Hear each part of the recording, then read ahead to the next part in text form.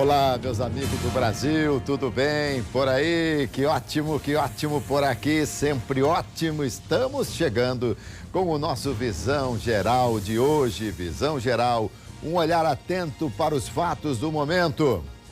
E hoje nós vamos conversar de assuntos extremamente interessantes com pessoas assim que, ou pelo menos com uma pessoa que tem muita capacidade para desenvolver assuntos a respeito de reformas trabalhistas, enfim, as coisas que estão acontecendo hoje no Brasil e no mundo, hein? Eu convidei o meu amigo Gustavo Peta, vereador em Campinas, vou conversar com ele sobre vários assuntos. Primeiro, agradecendo novamente a sua presença aqui, viu, Gustavo? Tudo bem, né, Peta? Eu que agradeço, Alberto César, a oportunidade de estar novamente no Visão Geral. É sempre muito bom conversar sobre política, sobre esporte, sobre vários temas com você. Pois é. Vereador, afinal, quando a gente se refere a você de maneira coloquial, chamando apenas por um nome, o pessoal te chama de Gustavo ou de Peta? Aí depende, né? Tem gente que chama de Gustavo, tem gente que chama de Peta, mas pode ficar à vontade. À vontade, não tem problema. Não tem problema. Gente, esse moço aqui, já tive muito contato com o Peta, quando ele era secretário de esportes, né? De Campinas. Isso. Secretário municipal de esporte. Mas você tem aqui um currículo, ó. Você é formado em jornalismo, né? Mas foi muito inteligente, deixou o jornalismo, seguiu em outro segmento. Você presidiu o DCE da PUC Campinas, foi presidente da União Nacional Estudantil, a UNE, famosa UNE, por 2 mandatos consecutivos. E, aliás, é um feito histórico isso, né? Inédito na história. Sim. Você foi entre 2003 e 2007.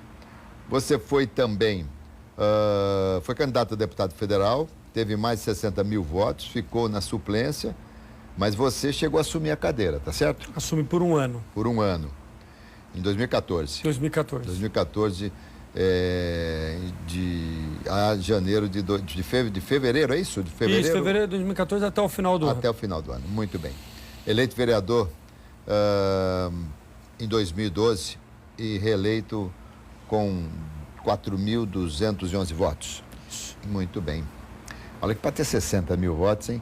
Arrumar 60 mil pessoas que acreditem em você. Não é fácil não, hein, Peta? É verdade, Alberto. Foi 2010, né? Eu tive uma votação expressiva tanto em Campinas, região de Campinas e também São Paulo. Porque eu sou de você Campinas. vem de lá, né? Não, eu sou nascido em Campinas. Mas morei uns 9 anos em São Paulo.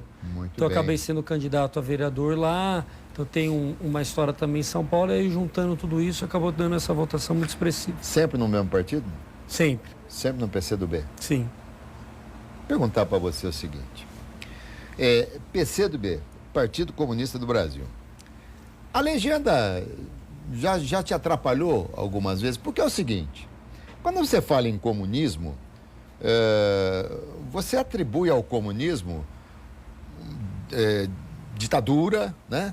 Você, no momento, por exemplo, você vê o que aconteceu em Cuba, você vê como é que é a Coreia do Norte, enfim, o que é o comunismo e sobretudo, o que era e o que é o comunismo hoje, por exemplo, Pedro? Não, Alberto, é até muito boa essa pergunta para a gente até poder falar um pouco do que a gente pensa, né, sobre tudo isso. Porque até um determinado momento, os partidos comunistas defendiam muitos modelos de outros países no seu respectivo país. Então, por exemplo, acreditava-se que a melhor forma de desenvolver a sociedade brasileira seria reproduzir um modelo de uma experiência socialista na União Soviética. E hoje essa ideia está superada. Nós precisamos levar em conta as particularidades do nosso país, do desenvolvimento econômico, cultural do nosso país. Então não tem modelo a ser adotado aqui no Brasil, modelo de fora. Tem que ser respeitada a soberania do Brasil. E além disso, uma coisa que hoje é um princípio muito importante para nós é a democracia. A democracia precisa ser respeitada. Então, quem deve escolher o presidente da República é a soberania popular, é o povo, através do voto direto, assim como o vereador, o deputado. Então, nós temos no princípio democrático algo muito importante e que precisa ser preservado. A ideia do socialismo, próprio comunismo, é a ideia de você promover mais igualdade, do Estado atuar no sentido de garantir direitos mínimos para todos, igualdade de oportunidades, que nós não temos no Brasil. O Brasil hoje ainda é um país marcado por injustiça, por falta de oportunidades para uma boa parte da população brasileira, direitos como a saúde, a educação, que não são respeitados como deveriam ser. Então você não permite que as pessoas consigam se desenvolver na sua plenitude. Então a nossa ideia é um pouco essa, mas é importante diferenciar mesmo. Nós não abrimos mão da democracia, do direito de escolha, da liberdade de expressão. São princípios importantes que precisam ser sempre valorizados. Mas sabe por quê? Eu já ouvi muito, sobretudo em época de eleição, as pessoas falarem: nossa, comunismo, PCdoB, não, comunismo aqui eu não quero. Não seria o caso, visto que a gente está entendendo exatamente a filosofia do partido, o partido nunca pensou numa mudança da nomenclatura? E esse debate às vezes até aparece. O problema é que se remete à ideia da essência do que significa realmente o comunismo, né? Que é viver em comunidade. Então sempre prevalece a ideia de se manter essa raiz, esse princípio, mesmo ele tendo se modificado ao longo do tempo, né? Porque nada tudo está em plena mudança, né? As pessoas não podem, porque senão vira de certa forma uma religião, né? Se você, e respeitando todas as religiões, mas as religiões são mais dogmáticas, as religiões são mais baseadas em textos que devem ser respeitados. Um partido político, ele tem lá os seus ideólogos, mas ele tem que viver de acordo com a realidade, modificar. Tem que estar em mutação a todo momento. Bom, muito bem. Explicado aí para você que esse PCdoB nada tem a ver com os modelos que nós estamos acostumados por meios de canais de televisão, de comunicação da gente saber, é importante que você tenha tido esse esclarecimento. Mas vamos lá, Peta. PCdoB e PT, os dois partidos entraram com uma ação direta de inconstitucionalidade no Supremo Tribunal Federal para barrar as reformas trabalhistas, reforma trabalhista e previdenciária do governo Temer. Onde é que vocês veem a inconstitucionalidade e o que é que vocês contrapropõem? Tem um caso, Alberto, que é até anterior a essa das reformas, que é o caso da terceirização. Sim, que já está aprovado, inclusive. Que já está aprovado, né? Esse tem uma ação já, aí sim, uma ação direta de inconstitucionalidade, porque já é uma proposta sancionada. O questionamento principal, a questão da terceirização, está relacionado ao fato do seguinte: essa proposta que foi aprovada foi uma proposta do então presidente Fernando Cardoso. Ele enviou ao Congresso em 98. Em 2003, o próprio Poder Executivo, naquele momento o presidente era o Lula, enviou uma proposta, um texto ao Congresso pedindo o arquivamento dessa proposta. Da terceirização. Da terceirização. Tá. Então há um pedido no Supremo apontando esse vício processual, que o autor do projeto, que era o Poder Executivo, esse mesmo autor pediu o arquivamento. Mesmo assim, a proposta não foi arquivada, ficou lá parada no Congresso e agora, recentemente, o presidente da Câmara, Rodrigo Maia, puxou a proposta e aprovou a proposta de terceirização. Então, há um questionamento sobre a legalidade. Mas mais do questionamento sobre a legalidade, o que preocupa muito é, na nossa visão, a questão do mérito dessas propostas. Porque,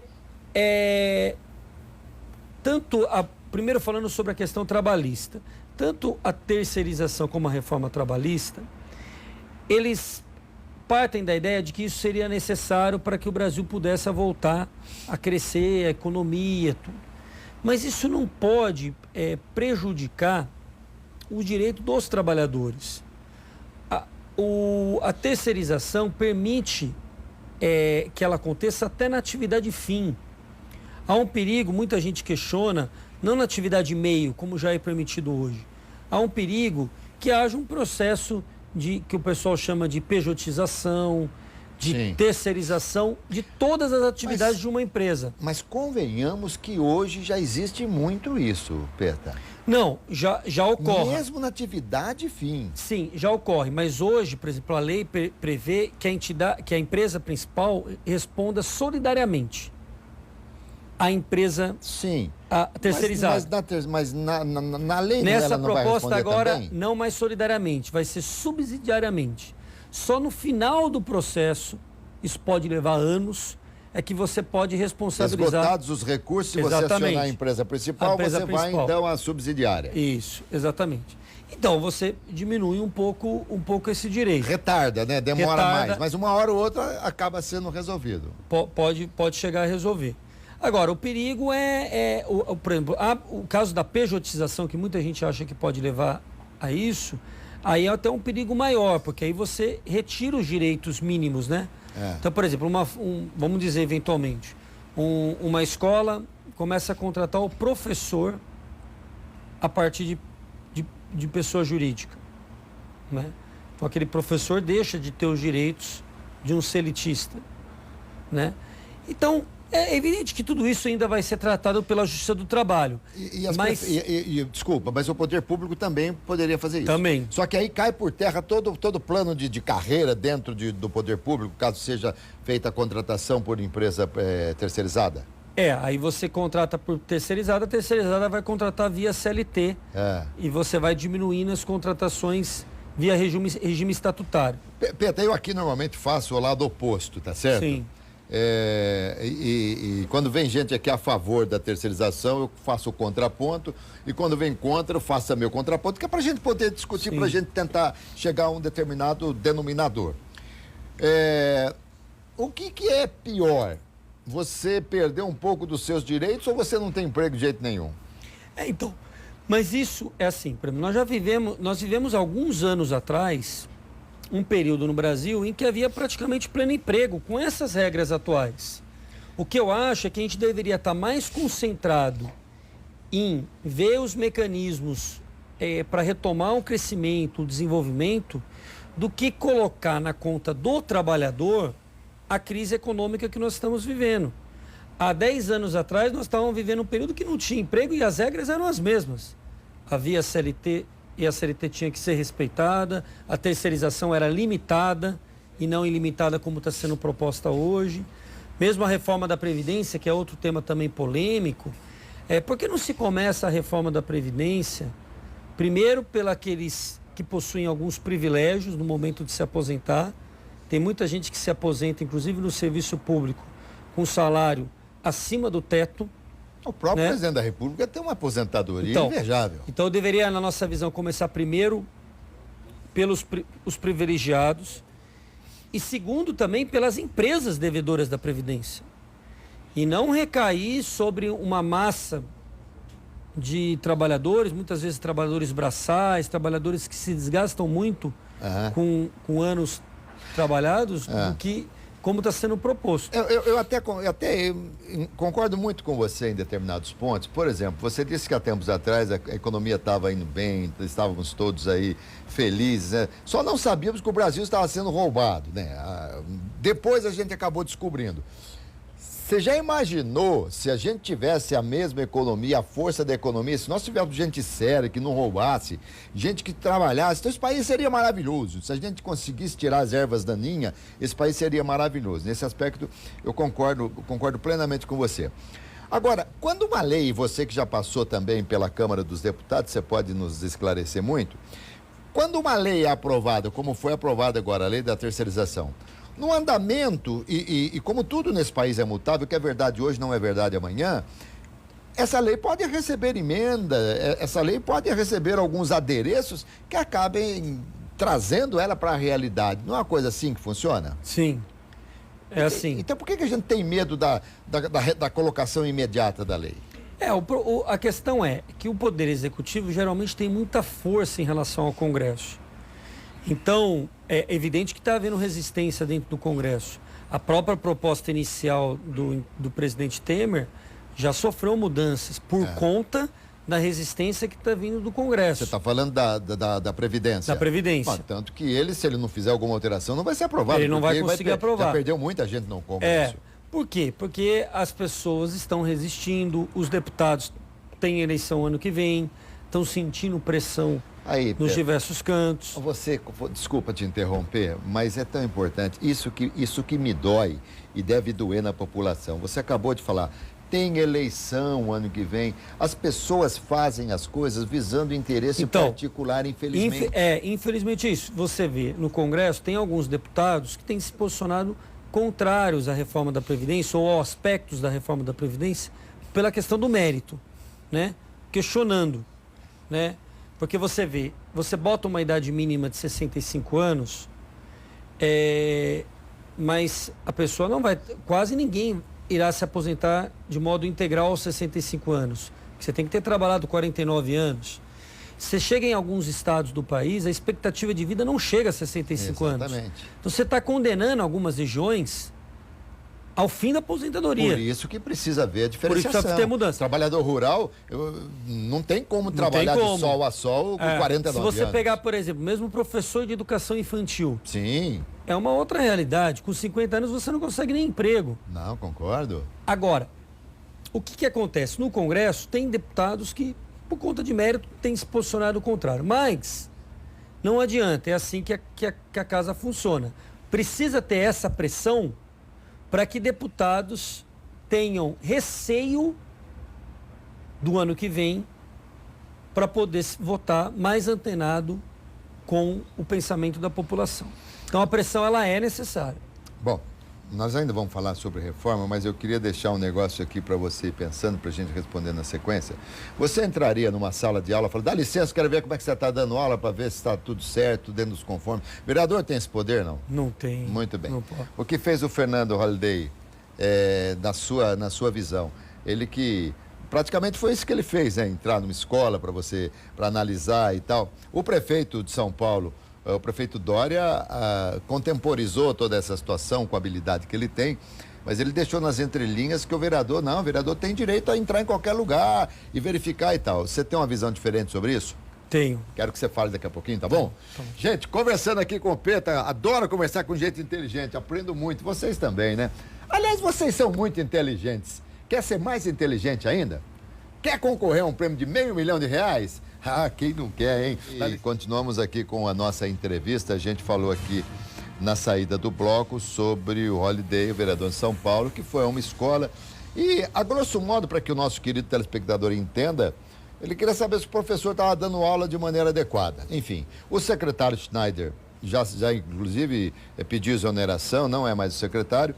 E teoricamente, nas entrelinhas, o Dória não sei se deu apoio ou pelo menos não ficou do lado do Schneider, que repreendeu a atitude do vereador. E eu pergunto a você, Pedro, o vereador estava errado? O vereador tem o direito de ir à escola, querer saber como é que estão sendo ministradas as aulas, alguma coisa assim?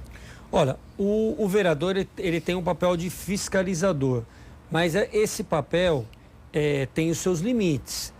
O vereador ele pode ir sim visitar uma escola, eu mesmo visito escolas aqui municipais para verificar se a merenda está chegando para as crianças, se a estrutura mínima está sendo adequada, né? A questão da falta de vagas, muitas vezes, que acabam superlotando algumas salas, fazer a denúncia, fazer a cobrança em relação ao prefeito do que está acontecendo. Mas o vereador, ele não pode desrespeitar a liberdade, inclusive, do exercício profissional do professor. É uma liberdade, inclusive, resguardada pela nossa própria Constituição. Liberdade do exercício profissional. Se o professor, por acaso, cometer algum abuso, quem deve repreendê-lo é a própria direção da escola, ou então a Secretaria de Educação. Tá, verdade. Existe um projeto pedagógico. Esse projeto pedagógico tem que ser respeitado por todos. Não estou aqui tirando a responsabilidade do professor. O professor também pode ser fiscalizado, como todo servidor público. Mas existe uma organização para isso. O vereador não pode desrespeitar isso. Tá. Então, o vereador ele pode até questionar o secretário de Educação se isso está ocorrendo. Mas veja, o que me parece mais é uma volta há tempos atrás, do período assim da ditadura, em que havia realmente uma tentativa de censura ao professor, a atividade educacional. Isso é muito preocupante.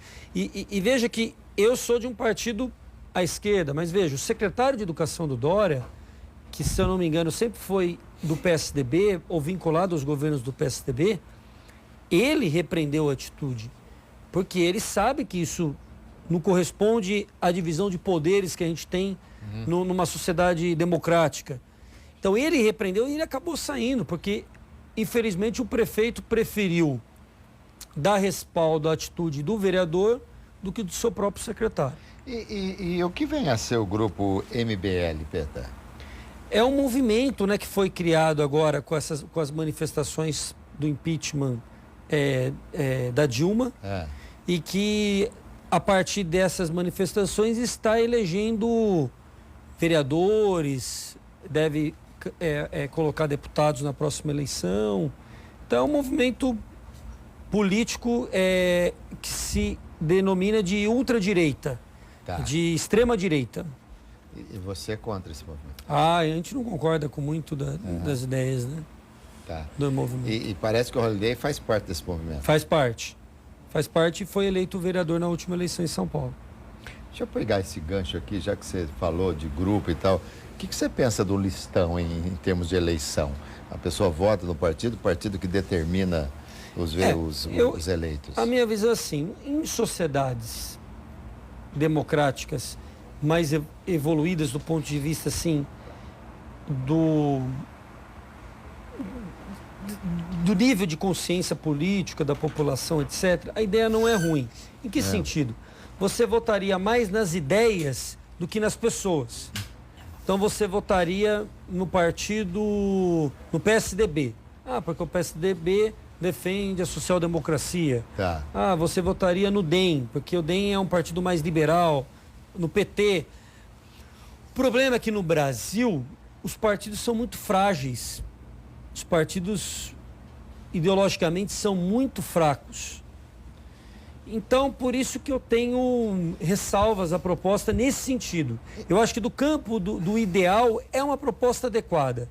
Mas na realidade brasileira... Até porque, Peter, infelizmente... Se eu te pedir para fazer uma redação, sei lá, me faça uma redação com 30... São 35 partidos ou 33, hein? Acho que hoje tem uns 35, eu até perdi a conta já, viu? Se eu te falar, me faça uma redação com 35 ideologias diferentes. Sim. Não vai ter. Então os partidos, o primeiro que nós, brasileiros, nós, réis mortais brasileiros, cidadãos que votamos, que cumprimos aqui com o nosso dever, com todo o perdão da ignorância, da minha ignorância, eu digo o seguinte: eu não conheço as ideologias dos partidos e eu sou uma pessoa razoavelmente esclarecida. Então, eu imagino a dificuldade que todos nós teríamos. Então, para mim, isso aí é uma forma de você dar muito poder aos verdadeiros caciques da política brasileira. Eles que vão mandar. Não somos mais, nós vamos perder a força se o nosso voto for ter a sua força minimizada desta forma. Mas, Peter, o Orlando Silva, deputado, ele vai estar em Campinas hoje, é isso? Isso. O que vai acontecer? O que vocês vão fazer? Na verdade, nós vamos ter, às 19 horas, um debate no Salão Vermelho da Prefeitura de Campinas, Salão Vermelho ali na Avenida Anchieta, com o deputado Orlando Silva, que é atualmente presidente da Comissão do Trabalho na Câmara dos Deputados, e com várias centrais sindicais, para debater exatamente esses efeitos tanto da reforma da Previdência como da reforma trabalhista. Então a ideia é fazer ali um debate, uma discussão, vão ter alguns professores também no campo do direito, professora Adelaide, que é coordenadora do curso de Direito na USF. Então nós vamos estar recebendo muita gente engajada, envolvida nesses temas, para fazer um debate a partir das 19 horas. Peter, lá na Câmara Municipal, hoje tem sessão, né? Tem sessão. Então você não vai à sessão hoje, você vai estar na Prefeitura? Não, eu vou na sessão às 18 horas E aí eu vou ficar o máximo que eu puder Depois você vai para a prefeitura. E depois eu vou para a prefeitura, ali pelas 8, 8h30. É, porque também normalmente atrasa, né? Isso. Aqui no Brasil, quando você vai fazer alguma coisa envolvendo políticos, você já pode ter certeza que atrasa. Aqui no programa eles não atrasam, porque sabe que o programa tem ao vivo, tem que entrar. Senão até chegaria um pouquinho atrasado. O Peta, na Câmara Municipal de Campinas, em quais comissões você está e quais é que você preside? Eu participo da Comissão dos Direitos do Consumidor, da Comissão da Ciência e Tecnologia e participo e presido a Comissão dos Direitos da Criança e do Adolescente. Atualmente eu sou presidente da Comissão dos Direitos da Criança e do Adolescente. Da criança e do adolescente. Essas comissões são formadas exclusivamente por vereadores? Não? Por vereadores. Eu tenho na presidência da Comissão de Defesa dos Direitos da Criança e do Adolescente, ela é integrada por vereadores, mas todas as minhas reuniões eu tenho feito dos direitos da criança e tenho convidado todos aqueles setores da sociedade civil que se organizam em torno do tema. Então, em Campinas, nós temos uma rede muito grande de atuação nessa área da criança e do adolescente. Entidades, ONGs, o Conselho Municipal da Criança e do Adolescente. São muitas pessoas envolvidas em garantir direitos mínimos, né, para as crianças e para os adolescentes, né? Nós temos o ECA, que é o Estatuto da Criança e do Adolescente, e que ele é, vamos dizer assim, a plataforma jurídica de proteção e que tem que ser utilizada e aplicada nesse sentido. Mas eu tenho feito as reuniões abertas, as reuniões são com os vereadores, mas a gente tem dado a maior publicidade possível.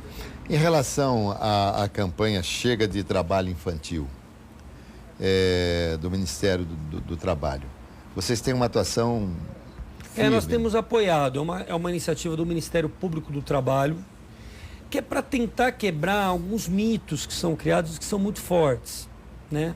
Então, por exemplo, a ideia é assim, é melhor a criança estar trabalhando do que ela está no mundo das drogas, por exemplo. Na marginalidade. E ninguém acha que isso não seja verdade, mas nós temos que buscar o correto. Então, é melhor ela não estar no mundo das drogas, evidente, mas é melhor ela também não estar trabalhando, é melhor ela estar no período da infância, na escola, aprendendo, se desenvolvendo, atividade esportiva, cultural. Então nós precisamos, alguém pode dizer, mas isso está fora da realidade. Mas a gente tem que buscar o que é o correto, nós temos que batalhar, nós estamos atuando nessa área para buscar isso. E mesmo assim a lei diz o seguinte, até 14 anos a criança não pode trabalhar.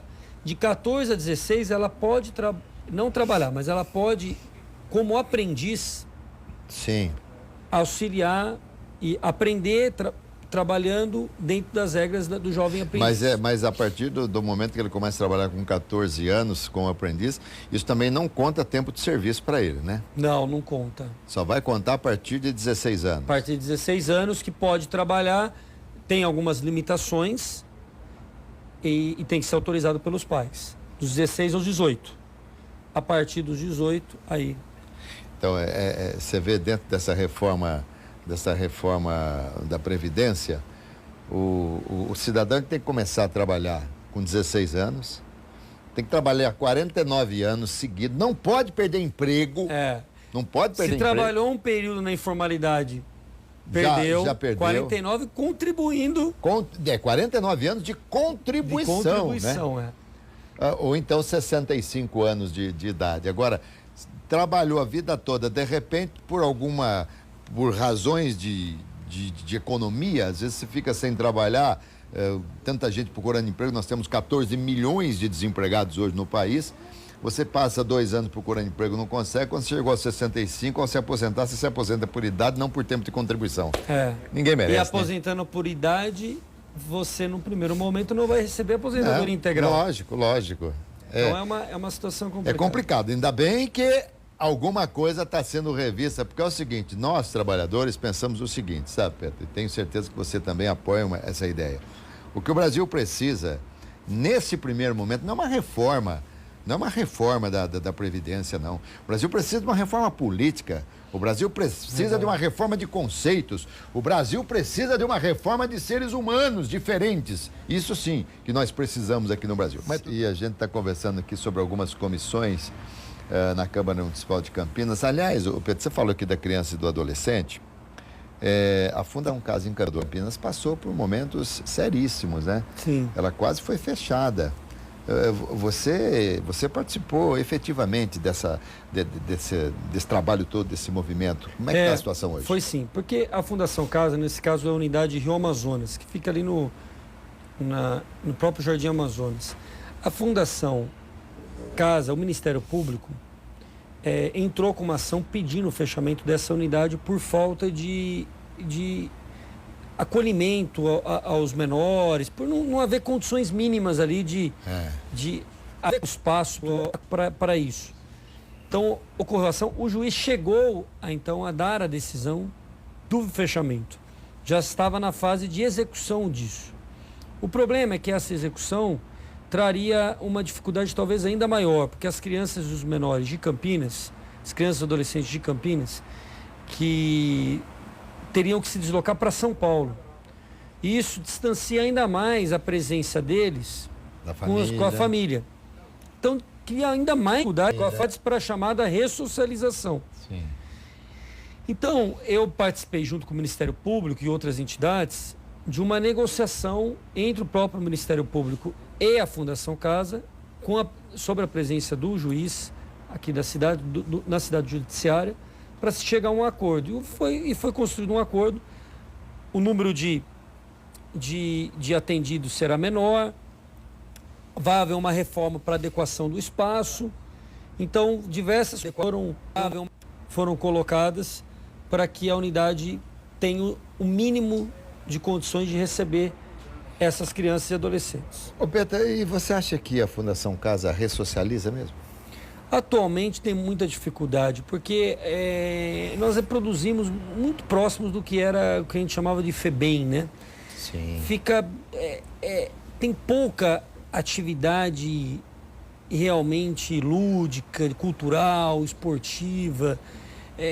Acaba que a gente não consegue, a gente que eu digo enquanto Estado, né, cumprir esse papel. Então precisa de um investimento maior nisso. Sim. Porque, veja, as pessoas às vezes ficam assustadas, né? Falam, os casos, por exemplo, de mais violentos mesmo, os casos de crimes hediondos, representam uma quantidade muito pequena. Que às vezes a pessoa fala, aquele menor que estuprou, que matou. Isso é muito extremo, são poucos casos. Grande maioria, mais de 95% dos casos, é o tráfico de drogas, é o furto ou o roubo, pequeno furto ou pequeno roubo. Então são questões que poderiam ser superadas a partir de uma ressocialização. Mas infelizmente, atualmente, ela não cumpre essa função. E eu não sei como é que funciona, mas a Fundação Casa, ela fica com todos esses meninos aí, tanto o delinquente de periculosidade elevada, por exemplo, a um outro infrator assim, ficam todos juntos? Geralmente ficam todos juntos. Evidente que pode ter um caso ou outro de maior repercussão, ou um caso mais extremo, que pode haver um acolhimento diferenciado, mas geralmente... e tem também diferenças, né? Tem alguns que são a internação provisória, outros que há para um período maior, né? Então há diferenças também. Bom, vamos voltar aqui à Câmara, então, vamos voltar às comissões. Hoje a Comissão de Cultura está junto com a Educação e com o Esporte. E você está batalhando para que haja aí uma separação, e você, inclusive, vai encabeçar o movimento para a formação da Comissão da Cultura. Isso.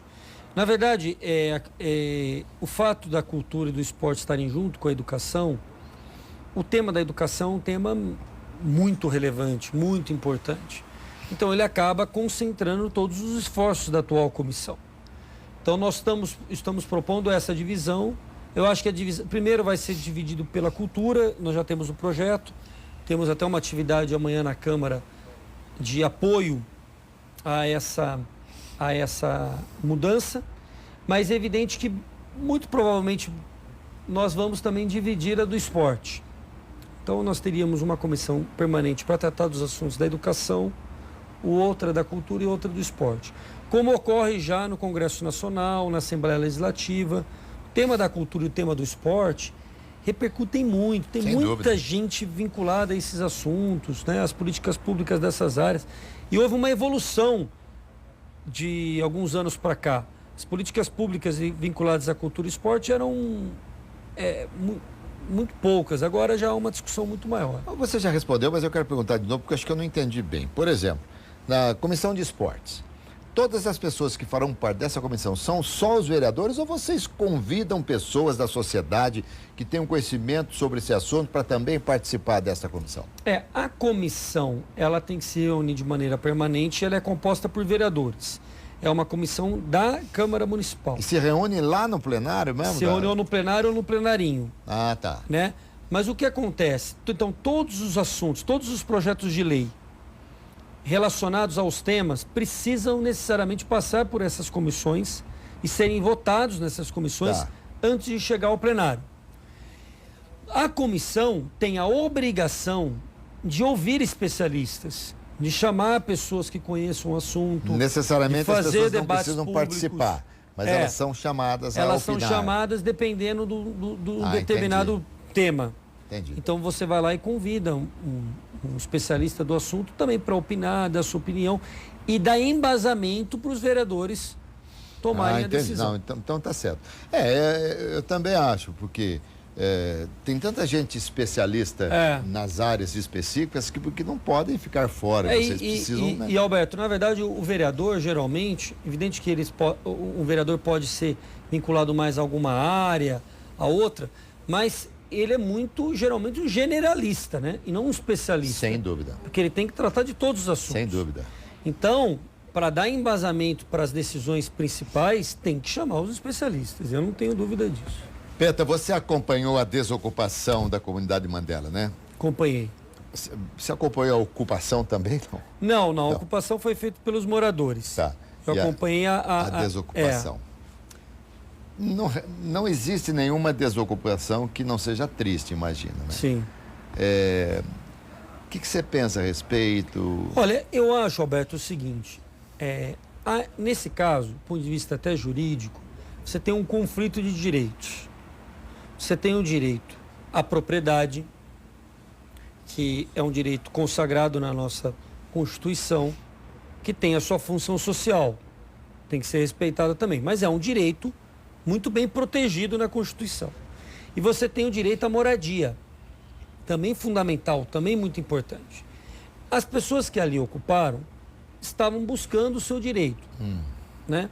Que o Estado, que o poder público, a prefeitura, o governo não conseguem dar resposta, né? E o sujeito está ali, não consegue mais pagar o aluguel, crise econômica e tal. Eu acho que o que eu busquei nesse processo? Uma mediação melhor, né? Tanto em relação ao Poder Judiciário como em relação à própria Prefeitura. Uma mediação. Não precisaria ter uma reintegração tão traumática. Você poderia ter dado um prazo para que aquelas famílias pudessem sair. Ou então, o próprio Poder Judiciário, como num caso aqui, tem um outro caso aqui em Campinas, que o Poder Judiciário deu a reintegração de posse, mas ele deu condicionada à Prefeitura oferecer auxílio à moradia por um tempo, ou oferecer uma alternativa para as famílias. Né? Ele condicionou a reintegração à exigência de uma saída para as famílias. Acontece que essa reintegração, o Poder Judiciário deu a reintegração e ponto final, e acabou acontecendo aquela cena dramática. Né? E esse pessoal foi para onde, Pedro? Esse pessoal, uma parte tinha um ou outro vínculo familiar, o sujeito tem uma tia, um tio, sim, acaba acolhendo por um tempo, e uma outra parte acabou indo até para outras ocupações que existem na cidade.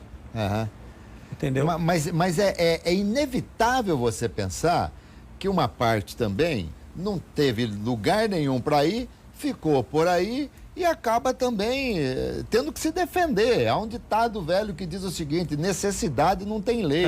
Então você está precisando. Então não é importante que para você reintegrar, para você tirar alguém de algum lugar, você não tem que ter um lugar para colocar esse alguém? Não, e a situação chegou ao ponto, Alberto, do seguinte, que o que nós pedimos no final da negociação, inclusive com a própria PM e tudo, porque a PM foi para lá e ela ia entrar e ia haver um conflito. Sim. Nós intermediamos para não haver o conflito, para as famílias saírem de modo espontâneo, pacífico. Foi o que ocorreu no final. Mas no final, a única exigência para a prefeitura era ter um ginásio ou um abrigo, uma quadra coberta, eles passarem o dia, a noite. E teve? E não teve. A prefeitura não cedeu, que mostrou uma insensibilidade completa. Muito grande. Esses moradores ficaram na rua, dormiram na rua do lado dos seus pertences. Se não fosse a solidariedade da Igreja Católica ali nas Redondezas, 2 sedes da igreja abriram as suas igrejas para receber esses moradores naquela noite. Muitos foram para as igrejas, mas alguns, com medo de perder os pertences, dormiram do lado da sua geladeira, do seu colchão.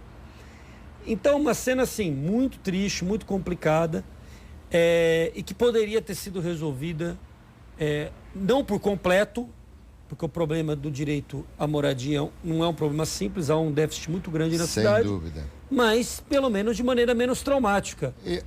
A situação que aquelas famílias estavam vivendo. Eu me recordo no dia que estava acontecendo a desocupação, eu estava apresentando o programa.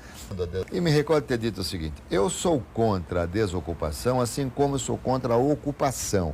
Eu acho que a coisa tem que ser feita de uma maneira mais política, mais inteligente. Acho que os órgãos públicos, os homens que comandam a nossa política, precisam saber que nós temos um déficit enorme e que alguma coisa mais promissora tem que ser realizada.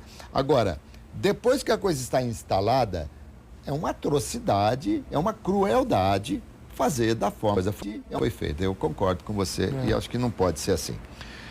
Peta, dá licença que eu vou falar para o meu querido amigo que está me acompanhando, minha querida amiga, o seguinte, ó. Compra uma casa, é fácil, é só você participar. Claro que a gente está brincando que é fácil, é difícil, a gente sabe. Você volta, né, Peta? Você volta outra vez para a gente conversar Satisfação. aqui. O Peta, a gente percebeu aí nas redes sociais, que hoje é um canal de comunicação muito grande, a sua revolta contra o ataque de armas químicas. Fale alguma coisa sobre isso, nós temos ainda uns 2 minutos e meio de programa. Não, na verdade, assim, eu acho que nenhum país do mundo tem direito de ser a polícia do mundo. Então, qualquer ataque feito de um país sobre o outro tem que ter autorização do Conselho de Segurança da ONU. É um regramento internacional, é assim que se constituiu a paz no mundo, né? A ONU foi criada exatamente por conta da Segunda Guerra Mundial. E os Estados Unidos promovem um ataque à Síria alegando o uso de armas químicas pelo governo sírio. Mas antes de promover esse ataque, precisaria ter uma investigação isenta se isso foi realmente feito pelo governo sírio, ou se isso não é uma justificativa para outros interesses que os Estados Unidos têm na região. Porque nós vimos na guerra do Iraque o argumento que haveria uma arma de destruição em massa. E não tinha, né? Depois não foi comprovado. comprovado. Então os Estados Unidos não têm muita credibilidade no tema guerra, porque a gente sabe que existe uma indústria armamentícia das armas muito forte. Sim. E eles querem promover guerra a todo momento. Aliás, dizem o seguinte: o presidente dos Estados Unidos está impopular, começa uma guerra, resolve o problema, que talvez tenha sido, inclusive, a saída do Trump.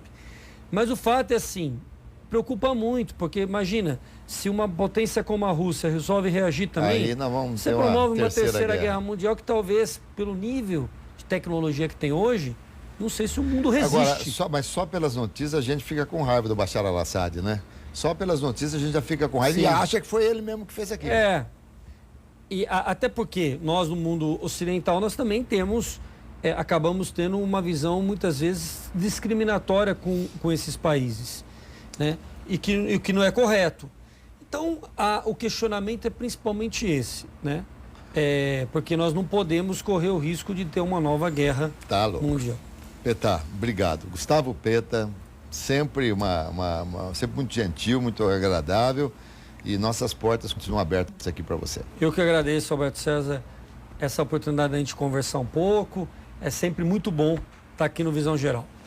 Gustavo Peta, vereador de Campinas, meu amigo, esteve aqui comigo falando sobre vários assuntos. Eu tenho certeza que vocês gostaram, porque eu gostei muito também.